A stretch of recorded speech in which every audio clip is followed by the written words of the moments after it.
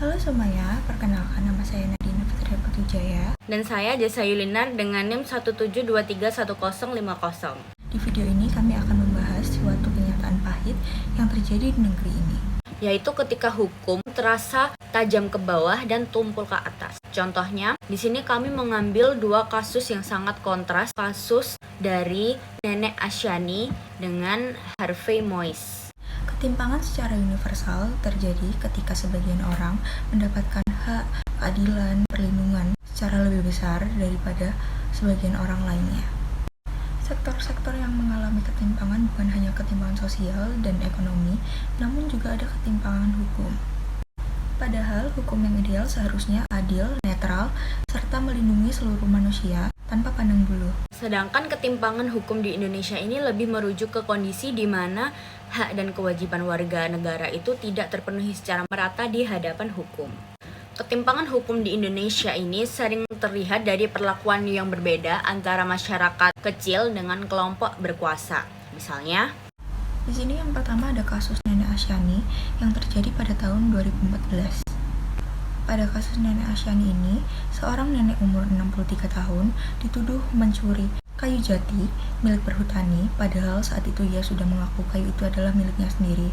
Namun tuduhan ini berhasil membawanya kepada kursi hijau di pengadilan dan mengakibatkan ia divonis selama 3 bulan. Kemudian dibandingkan dengan kasus Harvey Moise yang tersangka korupsi tambang timah yang telah merugikan negara sampai hingga 300 triliun rupiah, dia baru saja ditahan setelah sekian lama dan perlakuannya sangat berbeda.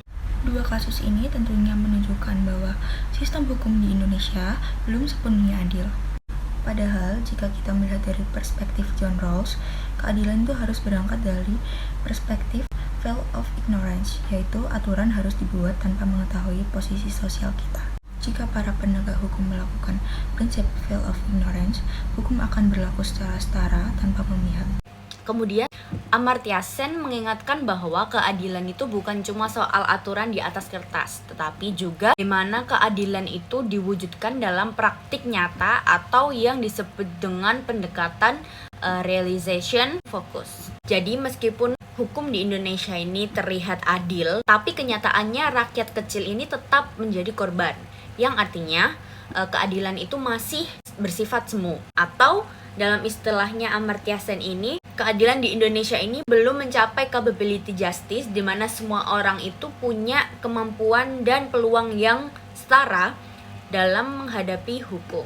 Jadi, jika kita ingin membangun sistem hukum yang adil, kita harus mengikuti prinsip Rawls, yaitu kesetaraan dalam kebebasan dan perlindungan bagi kelompok yang paling rentan.